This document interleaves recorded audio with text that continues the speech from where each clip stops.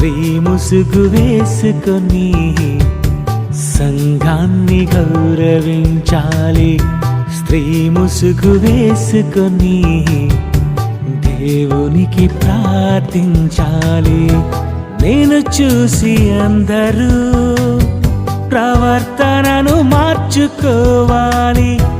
అది చూసి దేవుడే ధన్యురాలు నీవని పొగడాలి. భర్తను మార్చుకునే భార్యవా, భర్తకే భారమవుతున్న దానివా.